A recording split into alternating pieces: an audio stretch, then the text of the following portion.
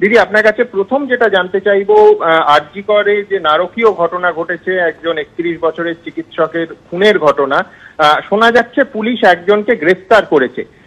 এখনো পর্যন্ত পুলিশ কি ঘটনার কিনারা করতে পেরেছে? কোনো ব্রেক থ্রু হয়েছে? মৃত্যুটা খুবই অমানবিক, নক্কারজনক, নৃশংস এবং সত্যি আমার মনে হচ্ছে আমার পরিবারের কেউ হারিয়ে গেছে। এই ধরনের ঘটনাকে আমরা কখনোই সমর্থন করতে পারি না এবং সেক্ষেত্রে জুনিয়র ডাক্তাররা যে ক্ষোভ দেখাচ্ছেন সেই ক্ষোভ সঙ্গত বলে আমি মনে করি। এর মধ্যে কোনো অস্বাভাবিকতা কিছু নেই। তারা যে ডিমান্ড গুলো করছে প্রত্যেকটা ডিমান্ডের সাথে আমি একমত। তারা যা ডিমান্ড কালকে পর্যন্ত করেছিলেন প্রত্যেকটা পুলিশ কিন্তু মেনে নিয়েছেন। আমি যেটা বলতে চাই সেটা হচ্ছে, কালকে আমি ঝাড়গ্রামে ছিলাম এবং আমি আস্তে আস্তে রাস্তায় খবর রাখছিলাম এবং আমি বাবা মার সাথেও কথা বলেছি। এখন যেটা আমি প্রশাসনকে নির্দেশ দিয়েছি সেটা হচ্ছে ফাস্ট ট্র্যাক কোর্টে কেসটা নিয়ে এসে একেবারে দরকার হলে ফাঁসির আবেদন জানানো হোক। যে কালপিট এই ঘটনা করেছে তার কোনো ক্ষমা নেই এবং তাদের বিরুদ্ধে একজনকে তো অলরেডি গ্রেফতার করেছে এবং কেসটা ব্রেক থ্রু নিশ্চয়ই হয়েছে, নিশ্চয়ই হয়েছে বলেই মনে করি। এবং আরো কিছু পুলিশের তরফে একটার সময় দিদি একটা সাংবাদিক সম্মেলন ডাকা হয়েছে বিস্তারিত সাংবাদিকদের মানুষের সামনে রাখার জন্য। আমি যদি একটা শুধু আপনাকে অনুরোধ করব, সেটা হচ্ছে নামটা যদি আপনি না নেন, যেহেতু ধর্ষণ এবং খুনের ঘটনা, নামটা আমরা সম্প্রচার করতে পারি না খুব দুর্ভাগ্যবশত। দিদি, এইখানে আপনি বললেন যে জুনিয়র ডাক্তারদের যে দাবি সেটা অত্যন্ত সঙ্গত এবং সরকার প্রত্যেকটি দাবির সঙ্গে সহমত। আমি একটা জিনিস জানতে চাইবো, সেটা হচ্ছে এই একটা তো কর্মবিরতি চলছে, যার ফলে রোগী পরিষেবা বিঘ্নিত হওয়ার সম্ভাবনা আছে। তারা বলছেন যে হাসপাতালগুলিতে স্বাস্থ্যকর্মীদের নিরাপত্তা সুনিশ্চিত করতে হবে। তো এই ব্যাপারটা যদি একটু বলেন যে কিভাবে সরকার সেই বিষয়ে নিরাপত্তা সুনিশ্চিত করার কথা ভাবছি। দেখুন, আমরা ইতিমধ্যেই প্রত্যেকটা হসপিটালে যাতে ডাক্তারদের গায়ে কেউ হাত না দেয়, আমরা পুলিশ ক্যাম্প, পুলিশ জব এবং বিশেষ করে আমাদেরও যেমন একটা দায়িত্ব আছে, তেমনি হাসপাতালের প্রিন্সিপাল সুপার তাদেরও একটা দায়িত্ব আছে। যারা আভ্যন্তরীণ নিরাপত্তাটা দেখে, আভ্যন্তরীণ ব্যাপারটা দেখেন, তাদের দিক থেকে কোনো নেগলিজেন্স ছিল কিনা সেটাও কিন্তু আমরা তলিয়ে দেখব। এবং আমি পরিষ্কার বলতে চাই যে আমি আবেদন করব ছাত্র সমাজের কাছে, তারা যদি মনে করে এই কেসে তাদের পশ্চিমবঙ্গ সরকারের প্রতি আস্থা নেই, তারা যে কোনো এজেন্সির কাছে যেতে পারে, আমাদের কোনো আপত্তি নেই। কারণ আমরা চাই এই কেসটার সঠিক বিচার হোক এবং আমি অলরেডি বলেছি ফাস্ট ট্র্যাক কোর্টে উইদিন 3-4 ডেজ মামলা করে মানে দোষীদের পেশ করে এবং দরকার শাস্তির দাবি জানাতে হবে, যাতে এই ধরনের ঘটনা কেউ করতে সাহস না পায়। একদম, আপনি বলছেন দৃষ্টান্তমূলক শাস্তি দরকার এবং তার জন্য সরকার যা করার করবে। আপনি খুব বড় একটা কথা বললেন যে কেউ যদি মনে করে যে এজেন্সি, মানে কেউ ধরুন সিবিআই তদন্তের দাবি করলেন, তাহলে আপনার সরকার সিবিআই তদন্তের দাবি মেনে নেবে?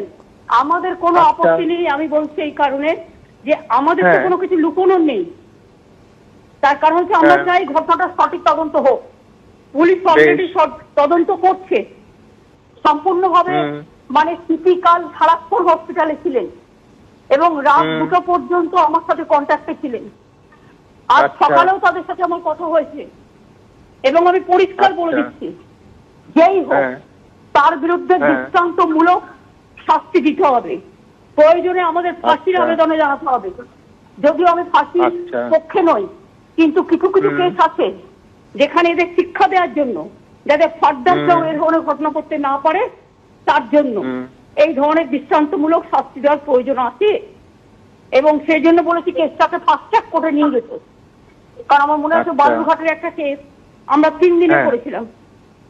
সুতরাং হবে না কেন, চেষ্টা করতে হবে। এবং আমি জুনিয়র ডাক্তাররা খুব দায়িত্ববান। তারা কিন্তু কখনো রোগীকে চিকিৎসা থেকে বিরত করেন না। তারা আন্দোলন করুক, মিছিল মিটিং করুক, কিন্তু তাদের সাথে সাথে তারা রোগী পরিষেবাটাও চালু করুন। এটা আমার একটা আবেদন থাকবে। আর স্বাস্থ্য ডিপার্টমেন্টের প্রিন্সিপাল সেক্রেটারিকেও কালকে আমি হসপিটালে পাঠিয়েছিলাম দেখে আসার জন্য। এবং তাকেও আমি বলেছি যে দেখো কোনো পার্থক্য আছে কিনা দেখো। সবকিছু থাকা সত্ত্বেও এই ঘটনাটা ঘটেছে সেমিনার হলে, এবং চারিদিকে সিসিটিভি আছে, সবকিছুই আছে। আমি বুঝতে পারছি না এত সাহস হলো কি করে। তবে যাকে ধরা হয়েছে তার ওখানে যাতায়াত ছিল, এইটুকু। আপনার কি মনে হয় যে কোনো মানে ইনসাইডারেরই কাজ, নয়তো সাধারণ রোগী বা তার আত্মীয়রা তো ওখানে পৌঁছতে পারবে না, বিশেষ করে রাত্রিবেলা? হ্যাঁ, যারা ওখানে বিভিন্ন কাজে যাতায়াত করেন তাদের মধ্যেই কেউ হবে। যাকে ধরা হয়েছে সে তো যাতায়াত করতো। দিদি, আমার শেষ প্রশ্ন, যে জুনিয়র ডাক্তাররা যারা বিভিন্ন হাসপাতালে এই মুহূর্তে কর্মবিরতিতে সামিল হয়েছেন, তাদের উদ্দেশ্যে আপনি কি বলতে চাইবেন? আমি বলবো যে তাদের যা দাবি আছে তাদের খুব সঙ্গত। একটা সহকর্মীকে হারানোর বেদনা সবাইকেই আঘাত দেয়, এবং আমি মনে করি আমার পরিবারেও দুজন ডাক্তার আছে, জুনিয়র ডাক্তার। আমি পরিষ্কার বলছি, তাদের সাথে আমি আগেও ছিলাম, আমি ওদের খুব ভালোবাসি, এবং ওদের সাথে আমি আগেও ছিলাম, এখনো থাকবো। ওদের যে কোনো ডিমান্ড যা ওদের স্বাস্থ্যে সংযোগ মানে কার্যকরী হবে তার সাথে আমরা একমত, কোনো অসুবিধা নেই। দরকার হলে আমি হেলথ ইন্স্যুরেন্স সেক্রেটারিকে আবার পাঠাতে পারি হাসপাতালে, সিপিকে আমি আবার পাঠাতে পারি। তবে আরজিকরটা একটু বাড়াতে হবে স্পেসটা। আমরা চেষ্টা করছি, ওখানে একটা জায়গা আছে, ওই ট্রাম ডিপো ছিল আগে, এখন তো ট্রাম ওখানে চলে না, ফলে ওই জায়গাটা যদি আরজিকরকে কোনো মতো দেয়া যায় তাহলে ওদের একটা বিল্ডিং আর একটা হতে পারে, এবং সেখানে স্পেসটা একটু বাড়তে পারে, সুযোগ আছে। একদম, আর সেটা আমরা চেষ্টা করছি, কারণ ওটা খুবই কনজেস্টেড এরিয়া। দিদি, অনেক ধন্যবাদ আপনাকে। এই ঘটনা করেছে তার কোনো ক্ষমা নেই, এবং তাদের বিরুদ্ধে একজনকে তো অলরেডি গ্রেফতার করেছে, এবং কেসটা ব্রেকথ্রু নিশ্চয়ই হয়েছে, নিশ্চয়ই হয়েছে বলেই মনে করি। এবং আরো কিছু পুলিশের তরফে একটার সময় দিদি একটা সাংবাদিক সম্মেলন ডাকা হয়েছে বিস্তারিত সাংবাদিকদের মানুষের সামনে রাখার জন্য। আমি যদি একটা শুধু আপনাকে অনুরোধ করব, সেটা হচ্ছে নামটা যদি আপনি না নেন, যেহেতু ধর্ষণ এবং খুনের ঘটনা, নামটা আমরা সম্প্রচার করতে পারি না, খুব